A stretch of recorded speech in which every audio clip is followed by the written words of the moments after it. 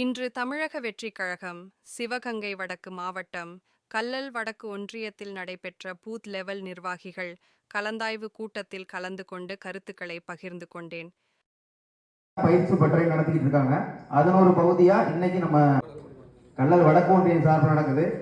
இதுல நம்ம எதுக்கு இங்க வந்திருக்கோம் அப்படின்னா, நான் ஒரு சின்ன கருத்தை மட்டும் சொல்றேன். ஏன்னா நம்ம இந்த பூத் கமிட்டினா என்ன, பூத் கமிட்டி நிர்வாகிகள் என்ன வேலை பார்க்கணும், அவங்களுக்கான என்ன வேலை அப்படிங்கிற ஒரு கருத்தை மட்டும் நான் பதிவு பண்ணணும்னு நினைக்கிறேன்.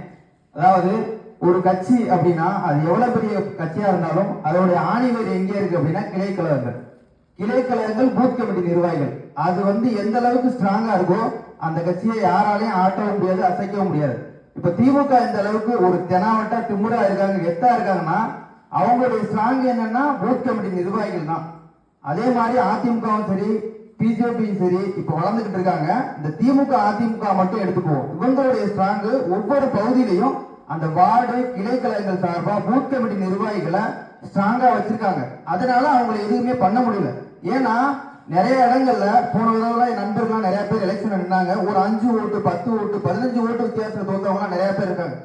ஏன் அது நடந்துச்சு அப்படின்னா, நாங்க சுயேட்சையா நின்னாங்க. நிக்கும் போது யார் யாரு எந்தெந்த ஓட்டு எங்க இருக்குன்னு கண்டுபிடிக்க முடியல சில இடங்கள்ல. இப்ப அவங்களோட திமுக அதிமுகவோட என்ன வேலைன்னா, அந்த பூத் லெவல் ஆபீஸரோட வேலை, பொதுவான வேலை என்னன்னா, ஒரு பூத்னா அந்த பூத் லெவல் ஆபீஸ், பூத் லெவல்ல இருக்கவங்க ஒரு 5 நிர்வாகி வரைக்கும் நம்ம போட்டுக்கலாம்னு நம்ம தலைமை சொல்லியிருக்காங்க. அதனால அந்த 5 பேரு இல்ல ஒரு ஆளு யாரோ ஒருத்தர் அவங்க என்னன்னா அந்த பூத்துல இருக்க எல்லா வாக்காளர்களையும் தெரிஞ்சுக்கணும். முதல்ல நீங்க வந்திருக்கவங்க எல்லாரும் பூத் லெவல் நிர்வாகி இருப்பீங்கன்னு நினைக்கிறேன். உங்கள் பூத்துல யார் யார் இருக்காங்க, எத்தனை பேருக்கு ஓட்டு இருக்கு, எத்தனை பேருக்கு இங்க ஓட்டு இருக்கு, வெளியூர்ல இருக்காங்க, அதை முதல்ல நீங்க கண்காணிக்கணும். அதை முதல்ல வாட்ச் பண்ணிட்டே இருக்கணும். இங்க இருக்கவங்க சில பேர் ஊர்ல இருப்பாங்க, அவங்க ஊருக்கு வர்றாங்களா ஓட்டு போட அப்படிங்கிறது. ஏன்னா நீங்க மற்ற இடங்கள்லாம் வேலை பார்க்க தேவையில்லை, உங்க பூத்துக்குள்ள மட்டும் நீங்க வேலை பார்த்தா போதும். ஏன்னா நீங்க மற்ற மீட்டிங்கு போகலாம் வரலாம் செய்யலாம், ஆனா அந்த பூத்துக்குள்ள என்ன நடக்குது, என்ன பிரச்சனை இருக்கு, யாரு ஓட்டு போட வர்றா, யாருக்கு ஓட்டு இல்ல, யாரு இறந்து போயிருக்கா, இதெல்லாம் கண்காணிச்சு நீங்க வாட்ச் பண்ணிட்டே இருக்கணும். ஏன்னா ஒவ்வொரு நிமிடமும் வாட்ச் பண்ணணும். ஏன்னா ஒரு செகண்ட் அசந்தா போட்டுருவாங்க, கள்ள ஓட்டை போட்டு போயிருவாங்க. ஏன்னா இப்ப இந்த எஸ்ஐஆருங்கிறது இந்த இறந்தவர்களை நீக்கம் செஞ்சு புதிய வாக்காளர்களை சேர்க்கறதுக்கு தான்.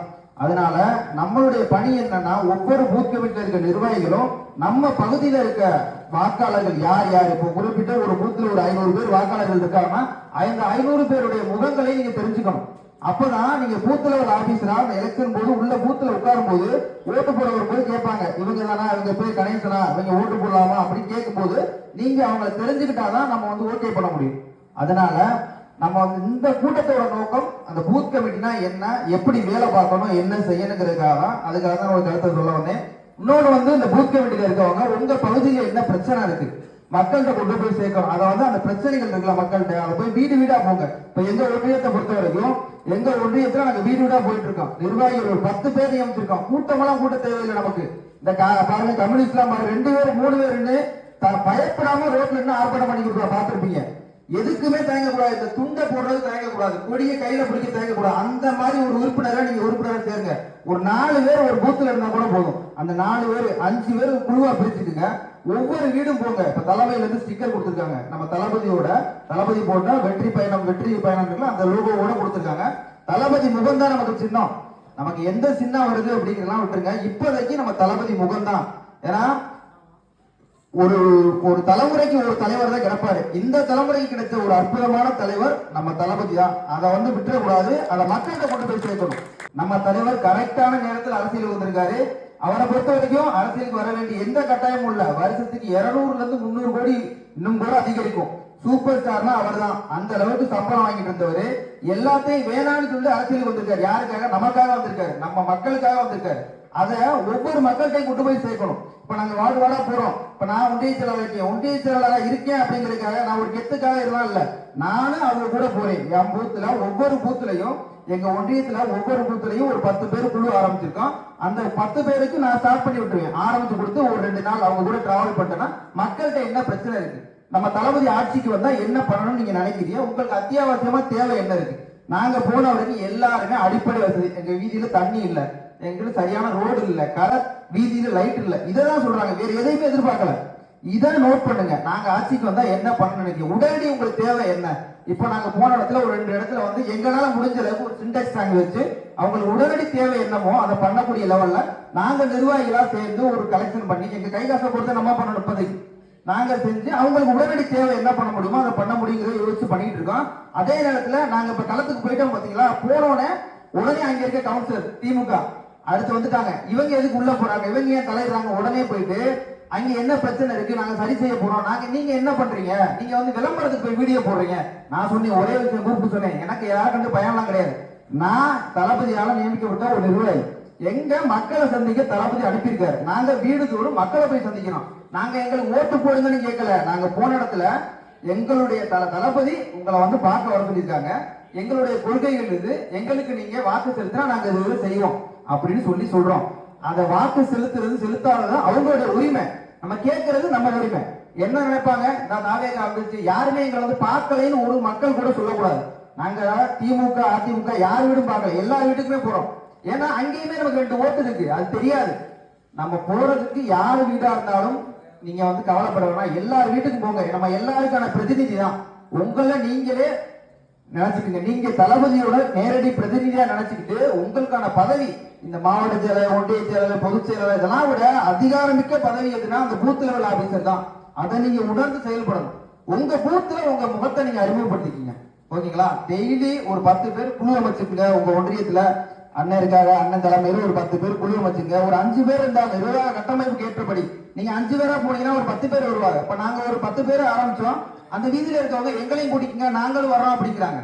என் பெண்கள், இளம் பெண்கள், புதிய தலைமுறை வாக்காளர்கள் அவங்க எல்லாமே ஆர்வமா இருக்காங்க. அவங்க யாரை கான்டாக்ட் பண்றது, எப்படி பேசுறதுன்னு தெரியாம நிறைய பேர் இருக்காங்க நம்ம கட்சிக்கு வர்றதுக்கு. போற இடங்கள் எல்லா இடத்துலயுமே மாற்றம் இருக்கு. என்ன சொல்றாங்க, இவங்க இல்லைன்னு இவங்களுக்கு போட்டா, இவங்களுக்கு இவங்களுக்கு போட்டா, 2 பேருமே ஒண்ணுமே பண்ணல, நீங்க வந்து என்ன செய்ய போறீங்க, ஒரே வார்த்தை, நான் எங்களுக்கு ஓட்டு போனா நாங்க இங்கதான் ஆபீஸ் பக்கத்துல இருக்கு, எங்க சட்டையை பிடிச்சி நீங்க கேட்கலாம், செய்யலைன்னா நாங்க உங்கள்கிட்ட இருப்போம், இல்லையா நாங்க வந்தோன்னா என் பதவி ராஜினாமா மட்டும் போயிட்டே இருப்போம். உங்களுக்கு என்ன தேவையோ அதை 6 மாசத்துல கண்டிப்பா செயல்பட்டு செஞ்சு கொடுப்போம். இப்ப எங்கனால என்ன முடியுமோ அதை நாங்க எங்க நிர்வாகிகளா சேர்ந்து பண்ணி கொடுப்போம் வாக்குறுதியை கொடுத்துருக்கோம். அவங்க எல்லாம் எதிர்பார்க்கிறது ஒவ்வொரு வார்டிலையும் உங்களை சின்ன சின்ன உதவிகள் தான் எதிர்பார்ப்பாங்க. ரோடு இல்ல, கரண்ட் இல்ல, இந்த மாதிரி விஷயம் மேக்சிமம் வரும். அதை நம்மளே சரி பண்ணி கொடுக்கலாம். நம்ம ஆபீஸ் கிட்ட போய் ஒரு மனுவா எழுதி கொடுக்கலாம். இப்ப நாங்க 4-5 பூத்து போயிருக்கோம் அந்த வார்டுல. இந்த வாரத்துல ஆரம்பிச்சு ஒரு 5 வார்டுக்கு போயிருக்கோம். 5 வார்டுலயுமே ஒரு நாளைக்கு 50 வீட்டுக்கு மேல நம்ம போக முடியாது. ஏன்னா ஒவ்வொரு வீடு தூரம் 10 அடி தூரத்துல இருக்கு, அடுத்தடுத்த வீடு இருக்கும். வீடுகள் இருக்கிறத பொறுத்து ஒரு குழுவா பிரிச்சுக்குங்க. இப்ப அதிகமாயிடுச்சுன்னா நிர்வாகிகள் 10 பேர் இருந்தாங்கன்னா ஒரு 5-5 பேரா கூட பிரிச்சுக்கிட்டு ஸ்டிக்கர் எடுத்துட்டு ஒரு டைரி எடுத்துக்குங்க. டைரி எடுத்துட்டு மக்கள் என்ன நினைக்கிறாங்க, நீங்க ஆட்சிக்கு வந்தா என்ன செய்யணும், நீங்க என்ன, ஏன்னா நம்ம சொல்றது எல்லாத்தையுமே நோட் பண்ணிட்டு நீங்க ஒன்றிய செயலாளர்கிட்ட கொடுங்க. ஒன்றிய செயலாளர் வந்து தலைவர் மாவட்ட செயலாளர் கொண்டு கொடுப்பாங்க. மாவட்ட செயலாளர் இந்த மாவட்டத்துல இந்த மக்களுடைய தீராத கோரிக்கை இது இருக்கு, இதை எதிர்பார்க்கிறாங்க, இப்ப தேர்தல் அறிக்கை டீம் வந்து தயார்படுத்திட்டாங்க, அவங்கள்ட்ட அதை கொண்டு போய் சேர்ப்பாங்க. அதுக்கு நம்ம என்ன பண்ணணும்னா வீடு தோறும் போய் மக்களை சந்திக்கணும். இதுதான் முதல் நோக்கம். மக்களை சந்திங்க. இந்த பூத் கமிட்டி நிர்வாகிகள் பூத்துல இல்லாத இடங்களை ஸ்ட்ராங்கான இருக்க ஆளுகளை போடுங்க. ஒரு இடத்துல 5 பேர் போடலாம், ஒருத்தரை போட்டிருப்போம் 5 பேர் போடலாம். ஏன்னா 2 பேர் மேக்சிமம் போடுவாங்க. ஏன்னா ஒரு ஆள் போடுறதுன்னா மாத்தி உட்கார்றதுக்காக போடுவாங்க. இப்ப 5 பேர் வரைக்கும் போடலாம். ஏன்னா சில நேரம் இந்த பூத்து அந்த எலெக்ஷன் டைம்ல உடம்பு சரியில்லாம போடலாம், வர முடியாம இருக்கலாம். அதனால 5 பேர் வரைக்கும் போடுங்க. அவங்களுக்குள்ள என்ன வேலைகள் தெரிஞ்சுக்குங்க. நான் சொன்னதுபடிதான் உங்களுடைய வேலை. அந்த பூத்துல யார் யாருக்கு ஓட்டு இருக்கு, யார் யாருக்கு ஓட்டு இல்லை, யார் யார் வெளியூர்ல இருக்கா, யார் யார் தபால் ஓட்டு போறா, இது எல்லாத்தையும் கண்காணிச்சுக்கிட்டே இருங்க. கண்காணிச்சு நம்ம ஒன்றிய செயலாளருக்கு அந்த பகுதி செயலாளருக்கும் நீங்க தகவல் சொல்லுங்க. அவங்க வந்து மாவட்ட செயலாளர் சொல்லுவாங்க. அந்த பகுதியில என்ன பிரச்சனை, வார்டுல என்ன பிரச்சனை இருக்கிறத நீங்க கண்காணிக்கும். ஏன்னா நான் வந்து தளபதியை பத்தி புகழ்ந்து பேசல. ஏன்னா நம்ம பகுதியில நம்ம கட்டமைக்கிறோம். அங்க ஸ்ட்ராங்கா இருந்தாதான் நம்ம தளபதியை முதலமைச்சர் பார்க்க முடியும். ஏன்னா நம்ம புகழ்ந்து பேசி மற்ற கட்சியெல்லாம் இருக்கும். ஒரு மாவட்டத்தில் வருவாரு, ஒரு ஒன்றியத்தில் வருவாரு, ஒரு அமைச்சர் வருவாரு, அவரை புகழ்ந்துகிட்டு இருப்பாங்க. அது நமக்கு தேவையில்லை. நம்மளை பொறுத்த வரைக்கும் நம்ம கட்சி வளரணும். நம்ம பூத்துல நீங்க தான் ராஜா, உங்க பூத்துல நீங்க ராஜா. டிவிக்கையா இங்க கணேஷ் இருக்காப்ல, இங்க குமார் இருக்காப்ல, இங்க லதா இருக்காப்ல அப்படின்னு சொல்லணும். இவங்கள்ட்ட சொன்னா இந்த பிரச்சனையை சரி பண்ணி கொடுப்பாங்க அப்படின்னு சொல்லணும். அந்த அளவுக்கு உங்களை நீங்க வளர்த்துக்கணும் அப்படிங்கறது என்னுடைய வேண்டுகோள். ஒவ்வொருவரும் உங்க பூத்துல உள்ள உங்களுடைய வேலை என்னங்கிறத தெரிஞ்சுக்கங்க. தெரியாதவங்க இன்னொரு மீட்டிங் கூட போடுங்க. தனியா வந்து நானே அதோட விலைக்கு உங்களுக்கு என்னென்ன எப்படி செயல்படணும் அப்படிங்கிற ஆலோசனைகளை வழங்குறேன். அதுக்கு நம்ம கிட்ட இருக்கலாம் இளம் சிங்கங்கள் எல்லாமே, சரிங்களா? நம்ம கூப்பிட்டா வரக்கூடிய பசங்க ஸ்ட்ராங்கா இருக்காங்க. அந்த மாதிரி இளைஞர்கள் மத்தியில நம்ம பேச்சு போகணும், அவங்கள்ட்ட தகவலை கொண்டு போய் சேர்க்கணும். நம்ம அந்த பூத் லெவல் ஆபீசர் நம்ம தளபதியை பத்தியும் நம்ம கொள்கைகளை பத்தியும் கொள்கைன்றாங்க, இந்த கொள்கையை பத்தி பேசுறீங்க, நான் தனி மீட்டிங் போட்டா பேசுவேன். ஓகேங்களா? அது தெரியல, அது தெரியாத பேர் நிறைய பேர் இருக்காங்க. யாரும் இங்க நினைச்சிட்டு இருக்காங்க தாவேக்கெல்லாம் தற்கொலை கூட்டம் அப்படின்னு. இங்க படிச்சவன் தான் அதிகமா இருக்கேன்றது தெரியாது, அவங்களுக்கு விளக்கெடுக்கிற அவசியமும் இல்லை. அண்ணன் சொன்னது போல சாட்டையை பத்தி பேசுறாரு, அண்ணே அவனை பத்தி நான் பேசணும் அவசியமே இல்லை. நமக்கு அவனுக்கு சம்பாதிக்கணும் தான் நோக்கம், புரியுதுங்களா? அவனுக்கு நோக்கமே இப்ப நம்ம தளபதி மீட்டிங் போட்டாருன்னா, இப்ப அடுத்த ஈரோடு மீட்டிங் குறைஞ்சபட்சம் 100 வீடியோவாவது போடுவோம், 100 வீடியோவாவது போடுவான். அவன் எந்த அளவுக்கு வீடியோ போடுறானோ அந்த அளவுக்கு நம்ம வளர்ந்துகிட்டு இருக்கோம்னு அர்த்தம். விமர்சனம் பண்ணட்டும். இப்ப நான் என் வீதியிலே நான் வேலை பார்க்கிறேன், எனக்கு பிடிக்காம இருப்பேன். ஆனா நான் ஏன் என்னை பேசுறான்னா, நான் அமைதியா இருந்தாலும் பேச மாட்டேன். நான் வேலை பார்க்கறதுனால அவன் பேசுறான். அதனால இப்ப எங்க வார்டுல நாங்க வேலை பார்க்க ஆரம்பிச்சோம். இப்ப திமுக அதிமுக ஓட ஆரம்பிச்சிட்டாங்க. அவங்க இதை ஸ்டார்ட் பண்ணிட்டாங்க, வீட்டுக்கு வீடு போய். நாங்க போன அடுத்த நாளே திமுக ஸ்டார்ட் பண்ணி வச்சிருந்தா என் வாக்குச்சாவடின்னு சொல்லி ஒவ்வொரு வார்டுலையும் போட்டு பேசிக்கிட்டு இருக்காங்க. நம்ம மக்கள்கிட்ட நம்ம கட்சியை கொண்டு போய் சேர்க்கணும். தாவேக்கால நம்ம இந்த பகுதியில நிர்வாகிகள் இருக்காங்க, நமக்கு ஒண்ணுனா வருவாங்க அப்படிங்கிறத மக்கள்கிட்ட ஒரு நம்பிக்கையை உண்டாக்கணும். மக்கள்கிட்ட எந்த பிரச்சனைனாலும் நீங்க போய் கேளுங்க. சின்ன சின்ன பிரச்சனைகளே சொல்லுவாங்க, பெரிய பிரச்சனைகள் மாவட்டத்தில் இருக்காங்க, எல்லாத்தையும் திரும்ப ஒரு பெரிய லெவல்ல போராட்டம் கூட பண்ணுவோம். இப்ப எங்க ஊர்லாம் அந்த பசு வரலைனாங்க, நாங்க போய் கேட்டோம். பேசி கேட்டதுக்கு நாங்க மறியல் பண்ண போறோம். நீங்க என்ன சொல்றீங்கன்னா அரசு ஆணை இருக்கு, இந்த ஸ்டாப்ல நிக்கணுங்கிறது அரசு ஆணை இருக்கு, ஆனா நிக்காம போறாங்க. ஏன்னு கேட்டதுக்கு இதுல சரியான இங்க ஃபர்ஸ்ட் ஒரு தடவை நிப்பாட்டணும், அதுக்கப்புறம் யாருமே கேட்கல, அதனால நாங்க நிப்பாட்டாம போறோம்னா. நீங்க நிப்பாட்டலைன்னா நாங்க மிகப்பெரிய லெவல்ல மறியல் பண்ணுவோம். உடனே சொல்லிட்டாரு, ஒண்ணும் இல்லை சார், நீங்க எல்லாரும் நிர்வாகி ஒரே ஒரு மனு மட்டும் ஆபீஸ்ல கொடுங்க, நாங்க முறையா பண்ணித்தரோம், நீங்க மறியல் எல்லாம் பண்ண வேண்டாம்ட்டாங்க. அந்த அளவுக்கு நம்மளை கண்டா பயப்படுறாங்க. ஓகேங்களா? ஏன்னா இளம் சிங்கங்கள் எல்லாமே இங்க இருக்குது. எல்லாமே தமிழ்நாட்டிலேயே ₹1 காசு கொடுக்காம ஒரு கூட்டம் கூட முடியும்னா தமிழக வெற்றி கழகம் மட்டும்தான். யாருமே எவ்வளவு பெட்டு வேணா கட்ட முடியும், கூட்டி காட்ட சொல்லுங்க. சொல்றாங்க எந்த கட்சிக்காவது கூட்டம் இவ்வளவு பேர் தான் கூட்டணும் அப்படிங்கிற நிபந்தனை கொடுக்குறாங்களா? நம்ம கட்சிக்கு மட்டும்தான். ஏன்னா இதெல்லாம் தானா சேர்ந்த கூட்டம், தளபதிக்காக வந்த கூட்டம். அதை நம்ம ஓட்டா நமக்கு நம்ம கூட இருக்கவங்களா வச்சுக்கணும். அதாவது இவரும் ஒருத்தர் கட்சியில் சேருவாரு, அவர் எனக்கு தெரியாம இருக்கும், பிடிக்காம இருக்கும், அதெல்லாம் மறந்துட்டு தளபதிக்காக வந்திருக்காரு, அவரை அரவணைச்சு சப்போர்ட் பண்ணி கொண்டு வாங்க, அவர் கூட வச்சுக்குங்க, அவர் கூட வச்சு வேலை பாருங்க. இந்த இன்னொரு விஷயம், இப்ப காணாத நம்ம அண்ணன் செல்வாண்ணன் வந்திருக்காங்க. அங்க தேத்தாம்பட்டி ஒரு ஊர்ல தண்ணி பிரச்சனை இருக்குன்னு சொன்னாங்க. பேரூர்களை செயலாளர் போன் பண்ணாருன்ட்ட போன் பண்ணி இந்த மாதிரி தீர்க்கப்படவே இல்லை, ரொம்ப நாளா இருக்கு, வாக்குறுதி கொடுத்தாங்க, எங்களால எதுவுமே செய்ய முடியும், எதுவும் பண்ணி தர மாட்டாங்க. சரி ஓகே, உடனே சொன்னோம், நாளைக்கு நம்ம நிர்வாகிகள் எல்லாம் எல்லாருமே வர்றோம், பாக்குறோம். தகவல் சொன்னோன்னே அந்த தகவல் பரவிடுச்சு. அடுத்த நாள் திமுக பார்த்துட்டாங்க. பார்த்துட்டு நாங்க பண்ணித்தரோம், ஒரு வாரத்துக்குள்ள நாங்க பண்ணித்தரோம் அப்படின்னு இருக்காங்க. நான் சொன்னேன், இந்த ஒரு வாரம் டைம் எடுத்துக்கங்க, நீங்க பண்ணலைன்னா நாங்களே தமிழக வெற்றிகளை சார்பில் பண்ணி கொடுப்போம் அப்படின்னு இருக்கேன். அந்த அளவுக்கு நம்ம ஒவ்வொரு விஷயங்களும் இன்வால்வ் ஆக யார் நல்லது செஞ்சா என்ன செய்யணும், அவங்க அதுக்கான ஓட்டு போட்டு வந்திருக்காங்க, பண்ணட்டும். அதனால ஒவ்வொரு பிரச்சனைகளையும் உங்க வார்டுல என்ன பிரச்சனை இருக்கு, உங்க பகுதியில் என்ன பிரச்சனை இருக்குன்னா நீங்க முதல்ல தெரிஞ்சுக்கிட்டு உங்க ஒன்றிய செயலாளர்கிட்ட கொண்டு வாங்க, மாவட்ட செயலாளர்கிட்ட கொண்டு வருவாங்க.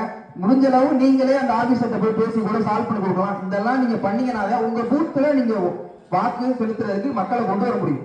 இன்னொன்னு என்னன்னா, அந்த பூத்துல இருப்பாங்கல்ல, யார் உடல்நிலை சரியில்லாம இருக்காங்க, யார் ஓட்டு போட வர முடியாது, அவங்க எல்லாம் லிஸ்ட் போட்டு நோட் பண்ணிக்கங்க. ஏன்னா ஒவ்வொரு பூத்துல குறைஞ்சபட்சம் ஒரு 500, 1000 பேர், 200 பேர், 300 பேர் இருக்க பூத்துலாம் இருக்கு. அது ஈஸியா பாத்திரலாம். நீங்க ஒரு பேப்பர் எழுதி இது பண்ணாம சோம்பேறித்தனம் பண்ணாம எழுதி வச்சுக்கோங்க. அந்த லிஸ்ட் வந்துடும் நமக்கு. அந்த லிஸ்ட் வந்தோம்னா எல்லாரும் கொடுப்பாங்க, அதை பார்த்து எழுதி வச்சுக்கிட்டு நம்ம அந்த எலெக்ஷன் போது யார் வர முடியல அவங்களுக்கு நம்ம ஒன்றிய செயலாளர் சொன்னீங்கன்னா ஒரு வண்டி ஏற்பாடு பண்ணி கொடுத்து அவங்கள கூட்டிட்டு ஓட்டு போடுறதுக்கான ஏற்பாடுகளை பண்ணி கொடுப்பாங்க. இந்த வேலைகள் தான் அந்த பூத் லெவல் ஆபீசரோட வேலை.